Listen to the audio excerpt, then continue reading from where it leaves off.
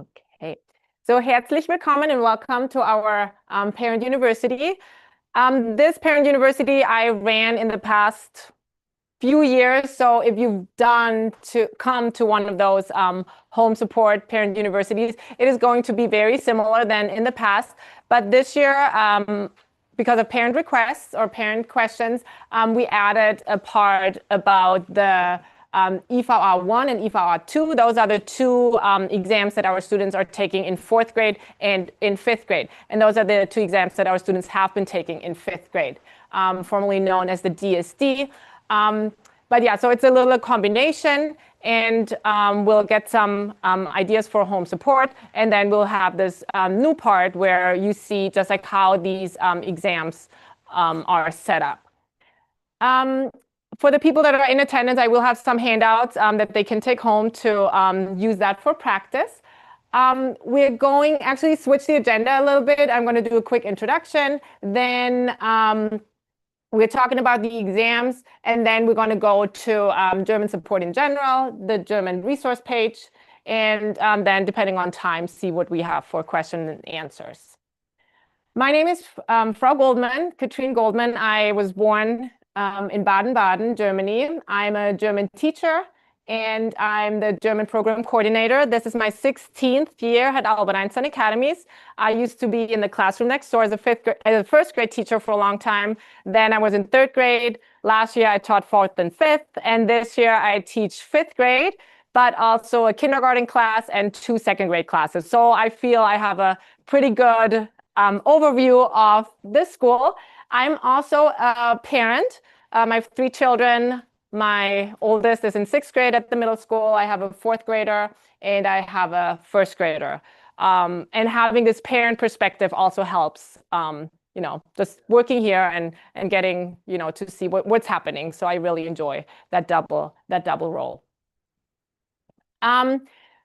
We will come back to this one. No, actually, let's start with this one. So I always encourage my students, no matter how old they are, that they start by saying something every lesson we have. Once they've said something one time, it's just so much easier to be a risk taker and say something again or again. So if somebody just sits and doesn't say anything, it gets really hard to get out of that zone. So I really try to start my lessons with saying something.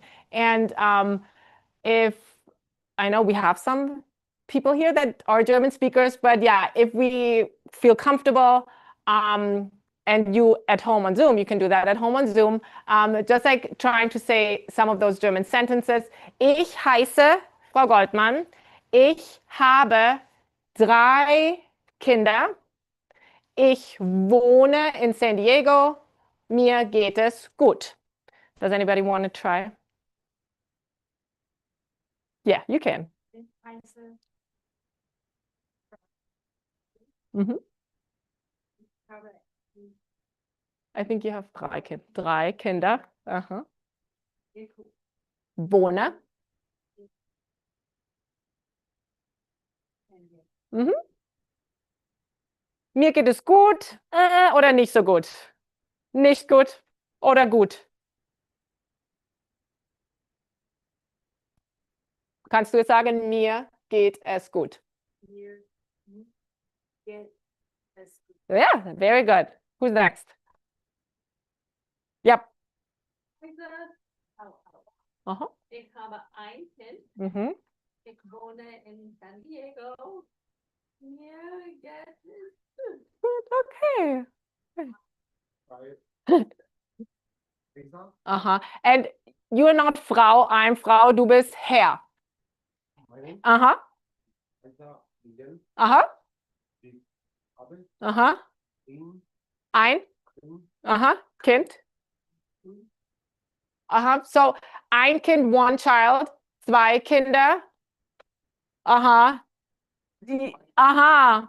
Ja, wie viele habt ihr? How many? Viele Kinder. I know, big family. Ich wohne in. Aha. Mir geht es gut. Mir geht es gut. Ich heiße Burses. Ich heiße Uh-huh. Ich wohne in San Diego. Uh-huh. Okay, and one more risk taker. Ich heiße.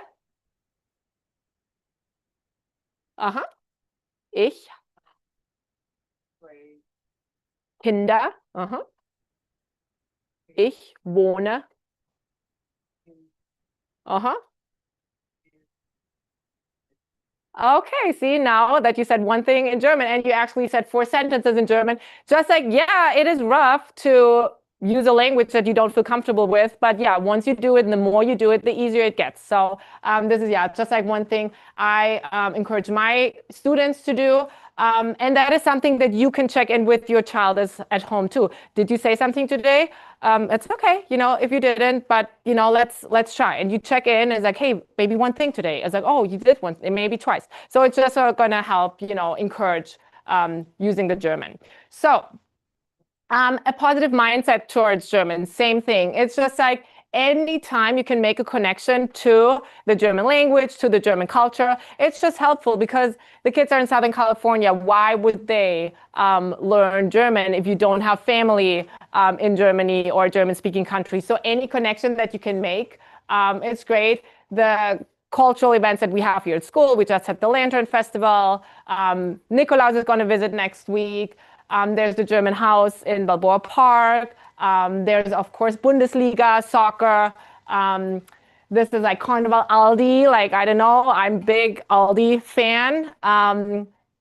This is a German store. So yeah, any connection you can make to Germany or German-speaking countries is helpful, just like for them to help to get excited to learn German and for them to like see, hey, it makes sense why I'm doing this. We are an IB school. IB stands for the International Baccalaureate, and one big part of the IB is the IB language learning. And there's different stages of the learning or different parts, different layers of language learning. There's learning a language that is, yeah, we are learning German. We're maybe just learning, German words. This is learning a language. Then there's learning about the language. How does the language work? How does the spelling work? Like maybe writing a German poem. Like this is learning about the language. And then there's learning through the language. So we are getting information through reading a German text. I get information about animals, let's say. So this is like learning through the language. And these are just part of the language tenets that the IB has for us. So if you have any questions throughout the presentation, I have a few sticky notes here, so you can always write them down, or if you have something to write down. But we hopefully have time in the end to answer some questions. You can always email me as well. I have my email up later again too. So we're going to jump down a little bit, and I hope we'll be able to get back. In 4th and 5th grade, we are having as our end of the year assessments, the IVA1 and the IVA2. IVA stands for Internationale Vergleichsarbeiten, so international comparison assessments, basically. So all German schools all over the world, they are taking these tests and then see where they are at. We are not a German school, but this is just like if there's like, the German government is funding schools, German schools, and those schools, they are taking this test. And since we have this German program, we are also taking this test. And we have been for a long time. So where this or the IVA1 and IVA2, where that comes from is from the Common European Framework for Language Learning. And it is set up, it's a lot, and we're not going to go through this, but it sets up like A1, that's the first stage. And it's like, here, let me get it so that I get it right. Oops. A2 is the next one. And so this is what we are doing in 4th grade. This is what we are doing in 5th grade for the students that have been with us since kindergarten. And then B1 is what our students take in 8th grade. And then it keeps going. Those next courses would be then high school and college if German is a possibility, but every language test would work like this. So if you are, learning French, you would do the same A1, A2, and so on. I was looking for it's a common European framework of reference for languages that was developed by the Council of Europe. So this is when you do Duolingo, you are, starting with A1 and so on, A2. So this is where it comes from. And we would call it in the past like, oh, we're taking the DSD, the Deutsches Sprachdiplom, the German language diploma. That's what we would call it. But those 2 tests we're taking is actually called On Your Way to the DSD. So what the kids take in 8th grade, that B1 exam, that is the first part of the DSD. So we're taking the same test. We're just more mindful of the naming of the test. So no matter if we're taking the A1 or the A2, it has 4 parts, and it's reading, listening, writing, and then an oral communication part. So all those tests look at those different areas. And in those 4 parts, they are set up a little differently. So the reading comprehension for the A1 level has like 1 shorter text. The kids read the text and then have to say, is it right or wrong? And then they have, this is a little tricky one, they have different sentence fragments and they have to make a dialogue. So they have to see, okay, if this person starts speaking, what is going to be the answer? And then after the answer, what is the next person speaking? So this is the reading comprehension part for the A1 level. For the listening comprehension, the teacher is reading a text and they have to do multiple choice questions to that text. And then in the second text, they have to draw what they see or what they hear. So that's how the listening comprehension is assessed. For the written communication, they have to write a 1-paragraph letter or email. It depends on the prompt. And then for the oral communication, it is really just like a dialogue, a casual conversation where the teacher asks a question and they respond, and you really just like try to get as much German speaking from the kids as possible. And let's actually go through that A1 example first. So the grading for that works. It is 10 points each, and the kids have to score 6 out of 10 to pass that part of the exam. So for the listening reading, they have 10 questions, 1 point per question. So if they get 6 out of 10, they would qualify as an A1 learner. For the writing, same, they get 3 points for the content of their letter, 3 points for the vocabulary that they're using, 3 points for the grammar, and then 1 point for the orthography. That's the spelling. And again, they need 6 out of 10 to pass the written portion. And they don't even say it's like pass or fail. It's really more like encouraging. It's like, hey, you got, you did 4 out of 10, or you got 6 out of 10. So it is not that's like a pass or fail. It's really wants them to encourage, show what you can do the best you can, and then next year you can try again. So this is how the German government wants us teachers to look at that. For the speaking, similar to the writing, it is 3 for content, what are you answering? 3 for vocabulary, what vocabulary words are you using? 3 for grammar, how is the grammar? And then 1 point for pronunciation and intonation. Again, 6 out of 10 would give you the A1 level. And I have some examples. And after the presentation, we will share the slideshow. So you have here a link that goes straight to the site from the German government. And there you can see more examples and can do like practice tests at home if you want to. So this here would be for the A1. This is the text the kids have to read. This is what I was saying, where they have to connect and do that dialogue piece. Then this would be for the listening comprehension. I read a text and they have to say right or wrong.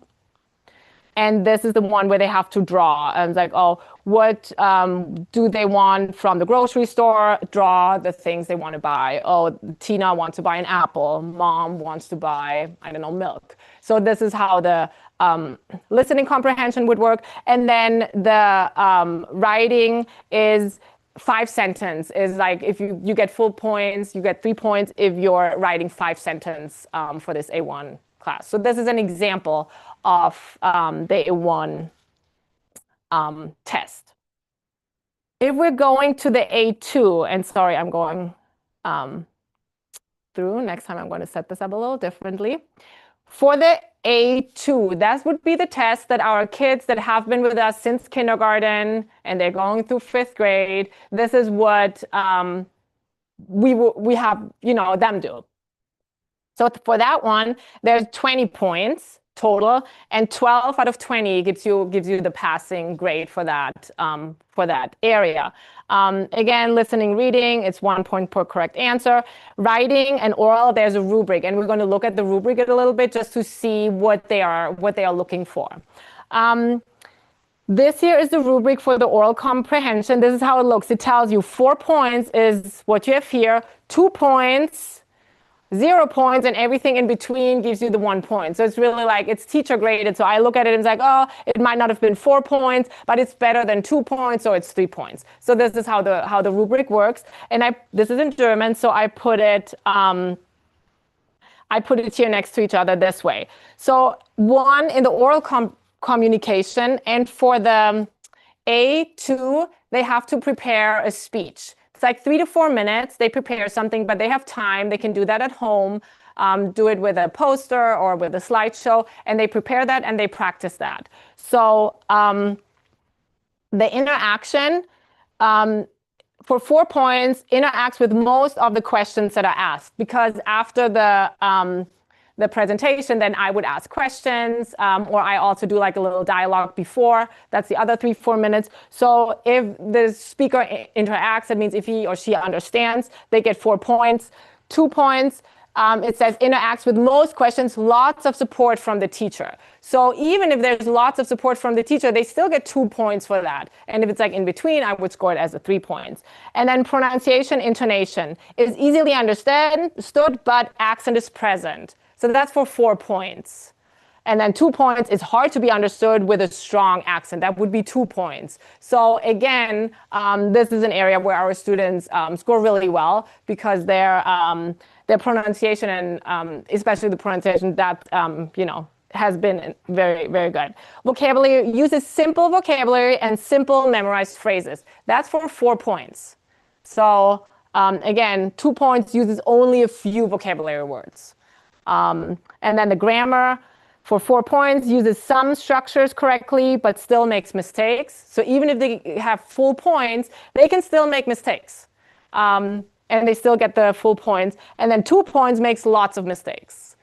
Again, it's content is on topic and is not constantly on topic. So if you prepare your presentation and you talk about your topic, you get 4 points for your content immediately. So I just wanted to show that even the 4-point section for that A2 part, it does not have to be a native speaker, that is doing that. You can still make mistakes. You have memorized phrases, and you can even have an accent. So that's for the oral communication. Written communication is set up the same way. And we're looking at this way again. So the text structure, they either have to write a letter or an email. Uses the correct text structure, they already get 4 points. Does not, still gets 2 points.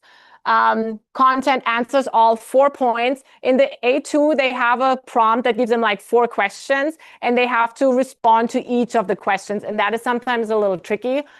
So really like making sure it's like, okay, there's the first question. You have to write, a few sentences to that first part. And then you go to your second question. You have to write a few sentences to that. So answers all 4 points, answers all questions, gives them 4 points. Vocabulary uses simple vocabulary, main or independent clauses, prepositional phrases, and questions. So this gets a little bit more. They need to show a little bit more. In the grammar as well, uses some structures correctly, present tense, perfect tense, uses the conjunctions, articles, plurals, but still makes mistakes. We want to see a little bit more, but it's okay if it's not 100% correct. But it shows them a little bit. We can practice like, oh, we really should use the perfect to make sure they're using the perfect in their writing. Or it's like, hey, let's not just like write these simple sentences, but use a conjunction to put those sentences together. And then spelling spells known words correctly. So the words that are coming up all the time, they should be spelled correctly. But it is okay if not every single word is perfectly spelled. So this is the written communication grading. And here, no, sorry, wrong way. This is how it looks like for the test for the A2. Here they read these short paragraphs and they have to say, oh, this first paragraph, it was about, oh, she went to visit a farm. Or the second paragraph, oh, it was about going shopping. So they have to find what is the main idea of that passage and put that on here. Then the next one, it's a right or wrong answer. So they have to read this text and they have to say, is it right or is it wrong? In the choir, there's two groups. Or the teacher is choosing the songs. Or some parents could not come to the party. So this is where right or wrong. And then they have the same, they have to read the text and then have multiple choice answers. And again, it's like at the birthday, Max is the first one to get the presents, the kids celebrating outside, everybody's only allowed to invite four guests. So this is the type of questions that they get to the texts. Then we have the listening comprehension. Now they are listening to a recording, so it's not me that is reading, it's a recording. Again, they have to say like what was the passage about. They have to find the topic or the main idea.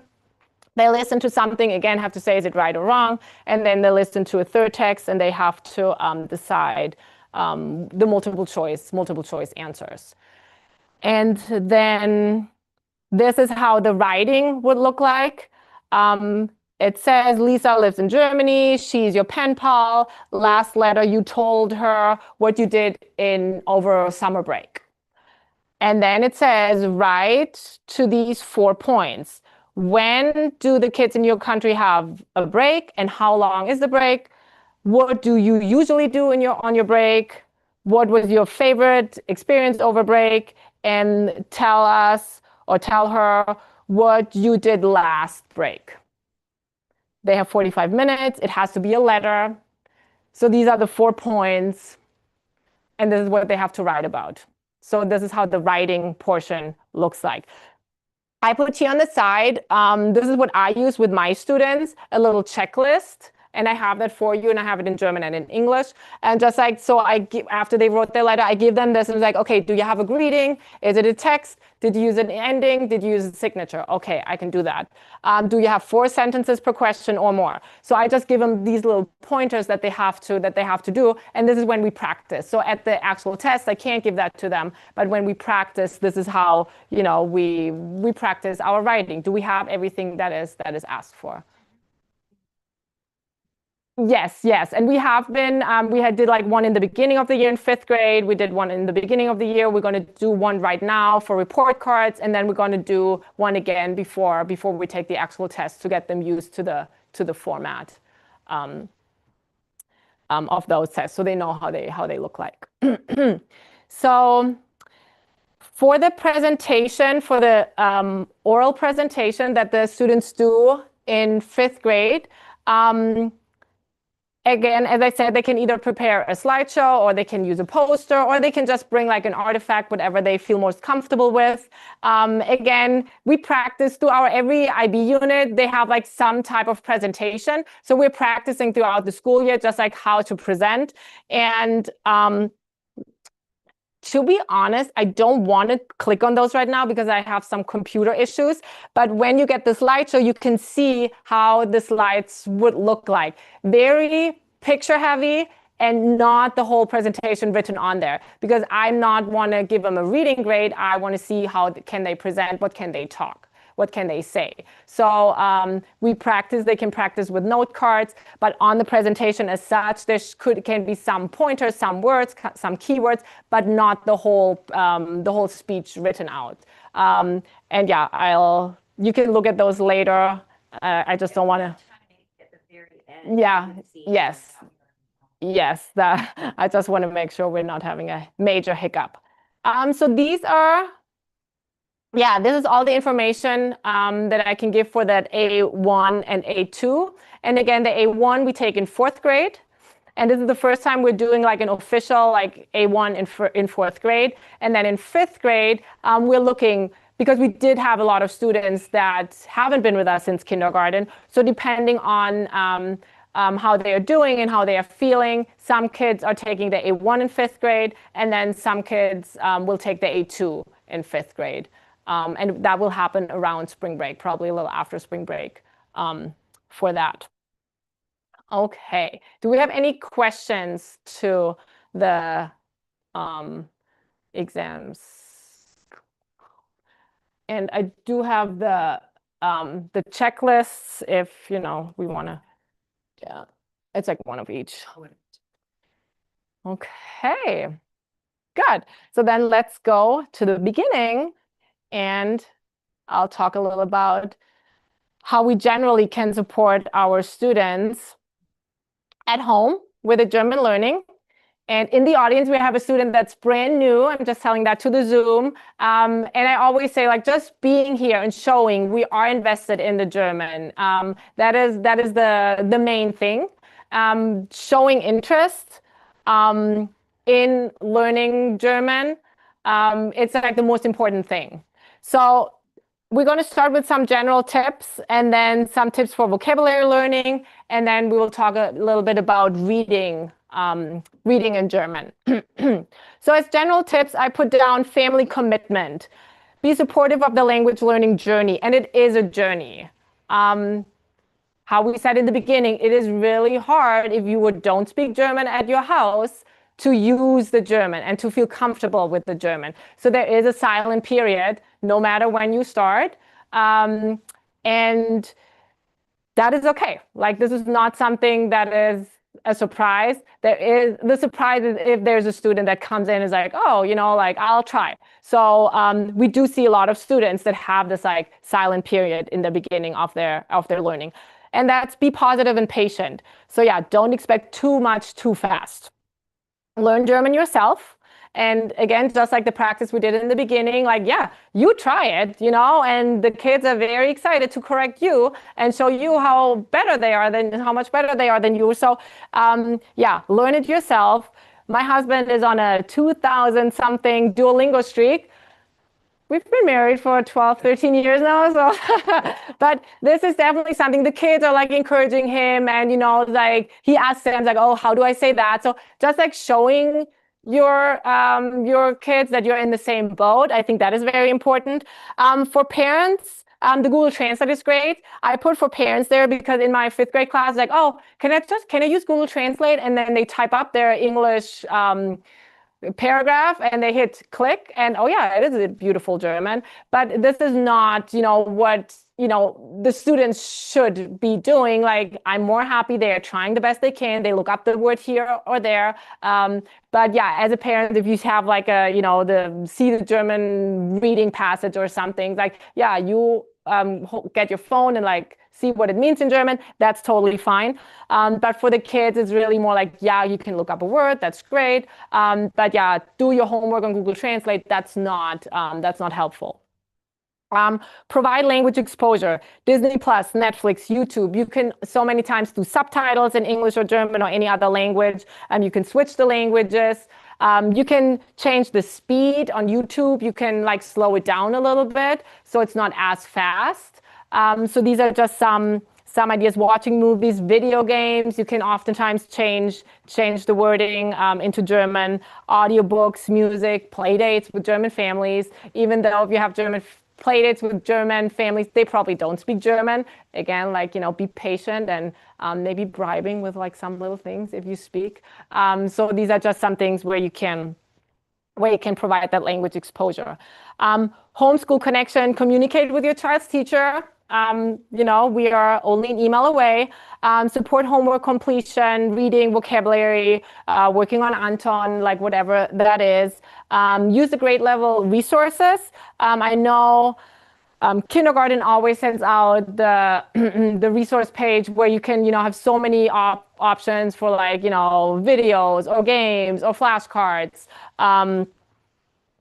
First grade, the same, like even when they send out like their weekly teacher emails, there's always like the box for German, and there's videos linked. And so yeah, really use those resources that your teachers are providing. Home supports study and review vocabulary words or everyday words. I will talk a little bit about how we can practice vocabulary words, use daily routine phrases as a family. That's always something that, yeah, it's just like, it's part of our, it's part of our home. Put a little competition to it. How many sentences did we use? Like, just to make it fun. And just like to show them again, is like, we are in Southern California, like, but we can have German tidbits here and there.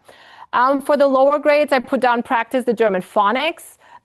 It's really, what you see is what you get. So once you have those phonics down, there's only a few extra ones that sound off, but you're reading, everybody's reading, like that sounded really good. So it's really way easier to read in German than to read in English when you are like learning how to read. So the sounding is much, yeah, it's much easier once you know your sounds. You're pretty good to go from German.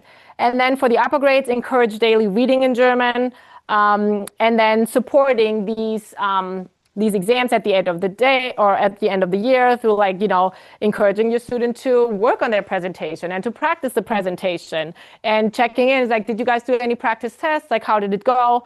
And then just again, like, yeah, listen to what the teachers are providing. So here, and again, like once you have the slideshow, daily routine phrases, like Google search German phrases, and there's a ton that are popping up. And then just like, yeah, start using some in your house.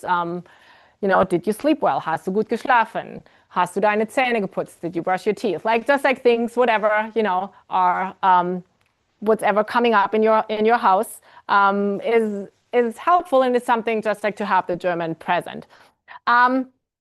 Here are some ideas for vocabulary learning, and repeated writing, making flashcards. And what I always do with my students, we just take a blank piece of paper, we fold it in the middle, and we fold it multiple times more. It gives us 8 flashcards. On the one side, I either write the German word, or on the other side, the English word, or my home language, or if I'm not a writer, I draw a picture. But that is just like an easy way to, make vocabulary cards. Post-its, I have some here. Die Tafel, der Stuhl fell down.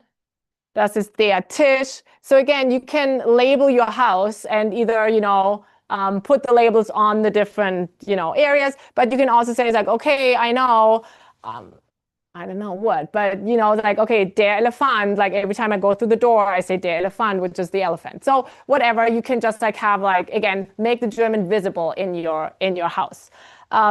Old school way, vocabulary note card for the little ones, or even the older ones, like writing things down in chalk, having dictionary. There's online dictionaries, there's book dictionaries. And these are just like, even like what you would use to like practice English spelling, just like some ideas. Again, there's like everything that's like underlined has like a link to it with like a video or a slideshow where you can just see different ideas that you can do for vocabulary learning. But it is really, really important to do practice the vocabulary words. Like you need the words to speak the language. So vocabulary learning is very important. We are trying to make, and that's also an IB phrase, the translanguaging, really making the kids aware, whatever language you're speaking, there is connections. Like, what are these connections? Like, if you're speaking English, how can we connect that to German? If you're speaking Spanish, what is similar? What is different? So translanguaging is an idea that we're using. We want to make these connections, and I don't know how many similarities there are between German and English, but there's a lot because they are both Germanic languages. Sound awareness, how we pronounce things, like here, der Vater, the father. What do you think der Vater means? Das Auto, el Auto. What do you think that means. So it's like there is a lot of and it really, the kids, they enjoy it. It's like, oh yeah, like that's similar than in Spanish. It's like, oh yeah, like I mean, I can make the connection in English. So just like having this idea that we can make these connections is just very powerful for the students. So then down here, German has really long words. So this one is Ohrenstäbchen. So you might know Ohren are the ears. Chen, that's like something you might be learning. Chen makes everything smaller. So if you have the Ohren and something that makes it smaller, so now you have to figure out what is the Stäb. Stäb. So sounds like stab. So something small that you stab your ears with. It's a Q-tip. So so this is just like how we're trying though to to put these long words, like take them apart. And again, this is like learning about the language, like how is the language put together. And you might not be talented in language learning, but you might be more like an engineer, and you just like, oh yeah, I see how things are put together. So this is just like trying to reach the kids from like different angles. This is something that we have been working on. The ABC der Tiere is how we teach our kids what each sound means. And out of this parent university in the past, we came up with this the school came up with this English sound chart, and all the yellow ones, those are the same in English and in German. Those are the same, they sound the same in English and in German. And there's quite a few that are similar, so makes it easier for the kids. But starting in kindergarten, they work with this. They have a song with Frau Claudia, and then like in first grade is really when they write more with the sounds. And we have these gestures that go with the sounds. And again, like when the kids like use these gestures, it makes it just easier for them to remember.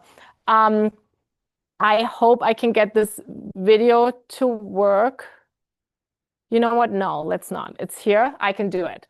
So one of the videos that's on here is one of our first grade teachers, and she's just like explaining how the sounds work. So she's going over the vowels here, and it would be A, that's this one, A, E, that's E, I, that's this one. And this is tricky because E, I, in English, this would be the E. So this is the tricky one, but E, I, O, and then U.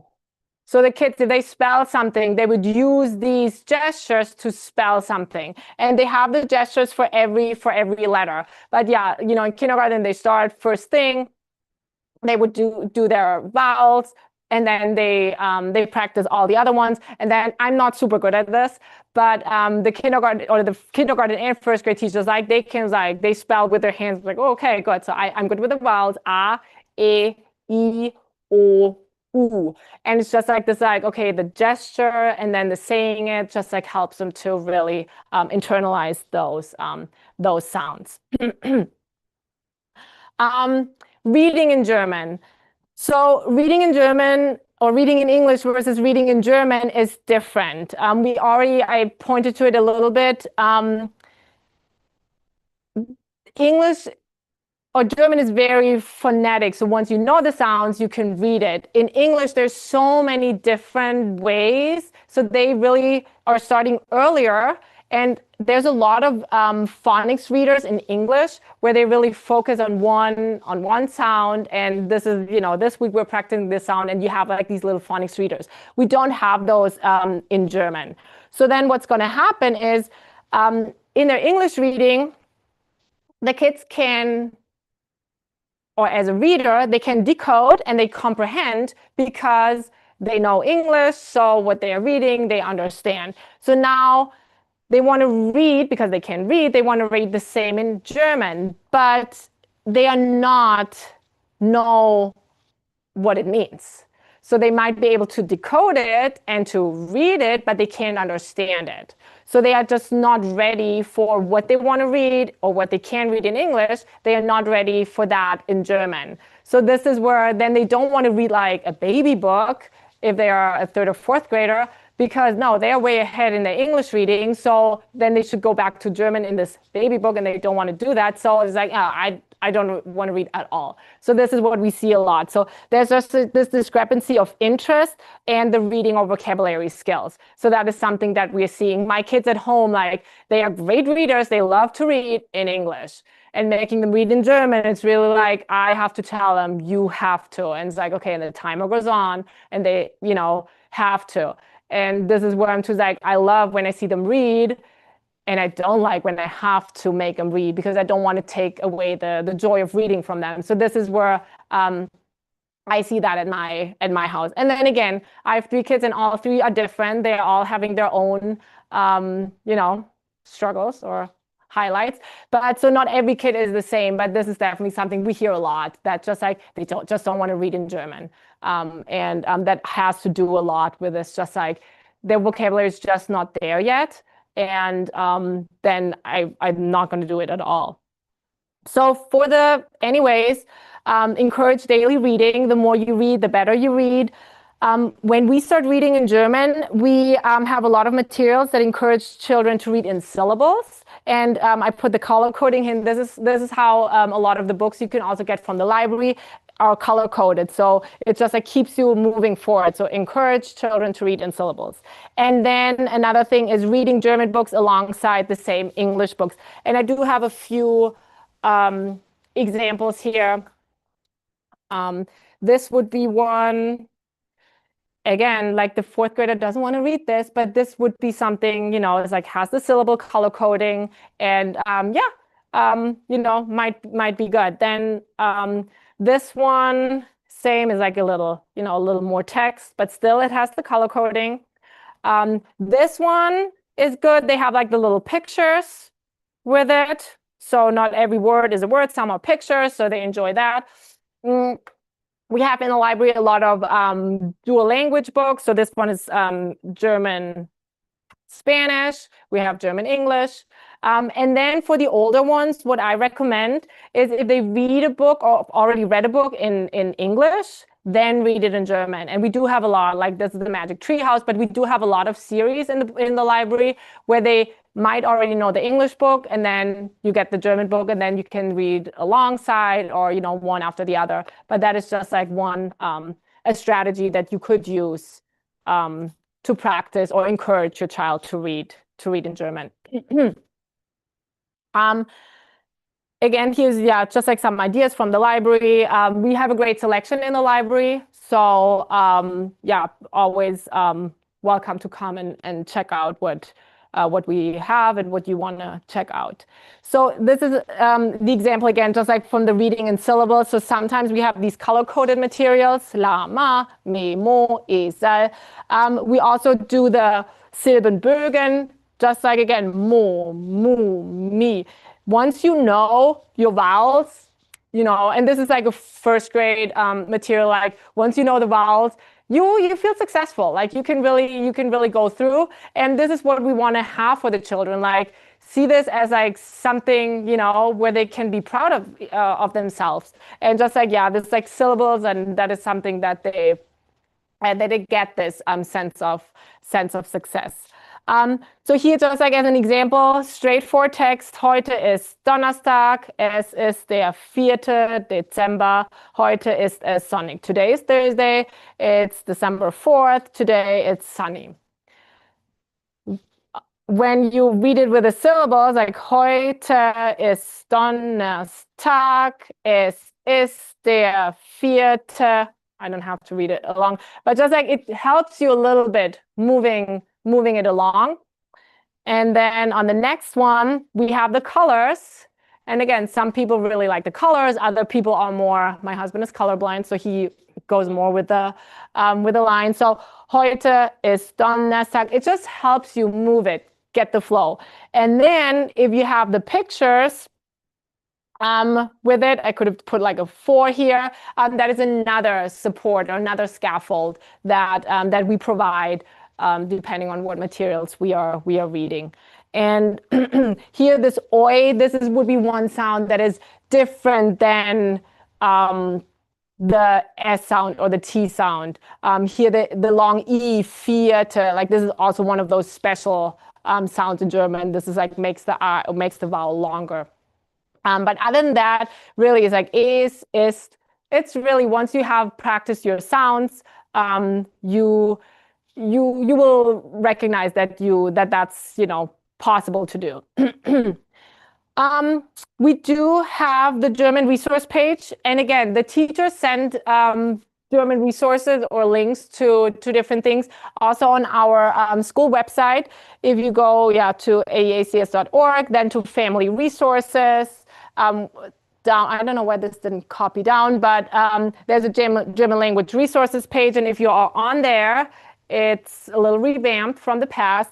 You go to my Einstein portal, then it gives you like information about the German or the German in San Diego, about the German program, and then also about German resources that are out there. And there's tons of resources out there. Like I get emails from Kindermission and I get emails from Rasselband, and everybody has like a little, click here for German resources. Everybody has different ones and they're all good. So, and yeah, we all know like things are changing so fast.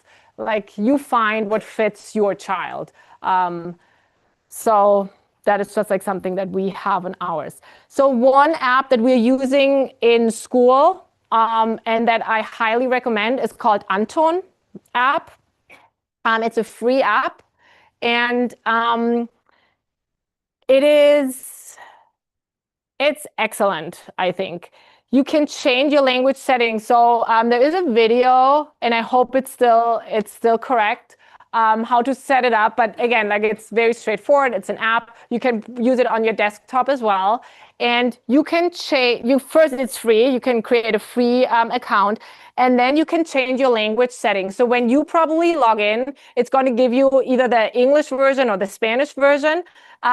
Doesn't matter though. You can go into settings and change it to German as your language. Then you will get everything. It will speak to you in German, and just like the what it offers is a wealth of German. So it's done for schools in Germany. So you can click on preschool in Germany or first grade in Germany and second grade in Germany. And it goes up to high school in Germany. So you would see that under first grade, like what do the kids in Germany practice in first grade with reading? What do the kids in Germany practice in first grade in math? So everything will be it will be speaking to you in German, but yeah, it's just so many different things. So yeah, if your child is in fourth grade but needs to practice first grade or second grade still, you can go in there.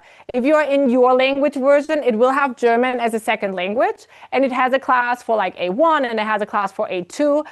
It's just a little limited. It's not bad either, but it's just like limited for what you can do. So if you are a German speaking family, I would definitely go into the German language settings and then do this, and you can always toggle in between. So you can practice your English too on there. But yeah, and it's just like a click. So if you have the German or the English version, but yeah, I really highly recommend using that. Because it is more child-centered than Duolingo. Like, yeah, my kids do Duolingo at home as well. And there's just some topics that are, I don't know, they don't need a bread or wine or cheese, or they're going on dates. I'm like, okay, like my first grader doesn't need that yet. So this is really like child-centered versus Duolingo. I mean, yeah, to get in your 5 minutes every day is great. But yeah, just like the topics sometimes are not necessarily for our elementary students. So that was all that I had. Let's go through these next. Are there any questions to what I just? Yes. We find out which test students in fourth grade will take? Like, when are they going to take the test? They are going to take the test at the end of the year. At the end of the year. Yes, at the end of the school year. Yeah. Okay, thank you. Yes. And then in fifth grade, we're taking it around spring break. Anything else to the strategies or?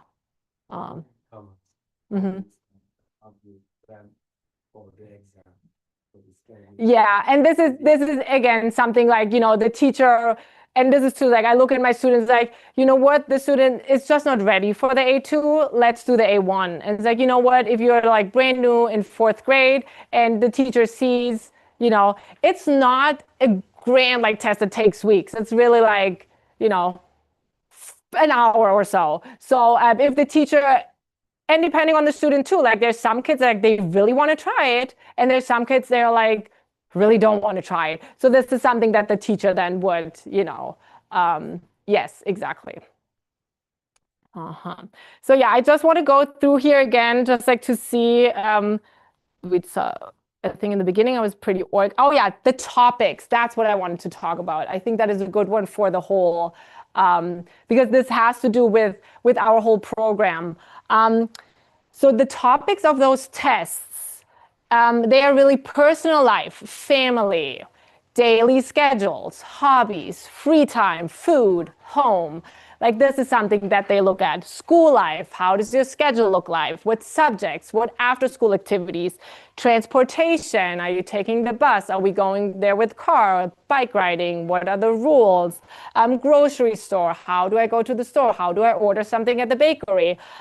Food and drink, holidays, traditions, schools, neighborhood, Germany and German-speaking countries. So these are the topics that the kids are being tested on. And in the past, with our IB program, we learned about the periodic table. We learned about volcanoes. We learned about government. This is not part of a basic language learner. So this is where what we were learning was great, but it was just like a lot and not for these tests. So right now, my kids in 5th grade, they have a homework. They have to write a letter, and every day they have to do like a portion of the letter. They are writing about holidays, like write a letter to your pen pal Mark, and then it's like divided up. It's like, what holidays do they have in your country? What is your favorite holiday? How do you celebrate that holiday? Is there a holiday we would like to celebrate or something like that? So more like geared towards this versus those like big topics that we had. And this is our hope that with the new program that yes, it's less German, but we are more focused. We can be more focused on those topics to make it a little bit more authentic for our students. So I pulled that out of the instructions for the test, and yeah, these were the topics that were there. So yeah, I did want to make sure that we get over this, and then we talked about the grading for the 2 tests, just like these. We had those. I think we did all those. Yep. And again, like here, this is the link then to the government side where you can just see more examples. These were the examples. I think we went through those for the A2. Yep, that was it. So let's just look at that. And I made this. Let's see if we can see it. So the student Tilda presented lesen, to read or reading. Why I talk about reading. And then she's going to tell me a little bit. Oh, reading is my favorite thing to do. It's one of my hobbies. My mom likes to read, and my teacher always gives me reading homework every night. Wie oft und wann ich lese? How often and when do I read? I like to read when I come home from school. I also read when I'm in the car, when I go on break. I like to read and sit in the grass and relax when I read. So this is what she would say, but it's not on the slide. I can read different things. I can read the news. And again, like I would talk a little, or she would talk a little bit about it. I could read novels, my favorite books, another favorite book. I don't like reading comics. It's just too busy for me. I know a lot of my friends read comics, but I just don't like it. Thank you for listening. Like this is kind of like how we would expect a presentation to be set up. You know, there can be some keywords, but it's really not. I don't want to have the presentation there. I really want the students to to speak freely and show what they can do without reading. It's not a reading test. So this would be an example. See? Good thing I didn't. Good thing I didn't do that earlier. No, this is something else. And it's not on my screen. It's so weird. But I think it fits. Danke fürs Zuhören. Thank you for listening. Yeah, so this is all that I had. Yeah, I'm looking around. I think I covered everything. Are there any questions on Zoom? No. Yeah. My child has an English teacher, Mhm. so and it's second grade, Mhm. and it's been like a major drop off Mhm. before. Like I don't see any vocabulary words. Mhm. The Friday emo has no talking about German. Yeah. And so it's a big concern because Yeah. we were doing so well, and I mean she's good at it, and so Yeah. I just don't really know what to do about that. Yeah. So again, like this is not about the German program, but I hear the question, and I think what you can do at home, encouraging to read, like working on the Anton, I think that is definitely something. They do have music with for Claudia, so still like checking in, like listening to those songs, checking in with your child, like what did you do, like just like these things. I think these are things like just like tips for what you can do. I know grades work a little differently, even with their communication, with their Friday communication. And I know I'm in first grade, or I have a first grade child right now. Yep, there's a lot, like that's coming. There's like the homework package and everything. So it's just like also not every grade has like the same, homework procedures. I know second grade, it's Anton, and I know third grade it's like the reading, and fourth grade I know is also the reading. So I do think the grades work a little differently on just like communication or what the expectations are. But what you can do, I really think, like encouraging the Anton, encouraging like the exposure to to movies. I don't know if she wants to talk to you in German, like these little things, trying out German games, and I think, yeah, those are just like some tips that, yeah. Yeah. Yeah. Anything else? We will have the slideshow linked on the website under Parent Universities. So you will have access to it. And again, there's a lot of links. And thanks to COVID, like some videos might be a little old, but they still should be pretty up to date. So yeah, like just like click through, and just like, yeah, even hearing or like at your house, like even having German like in your house, that is just like, helpful to, yeah, again, how I said in the beginning, just like to show your children, hey, yeah, this is what we are here for.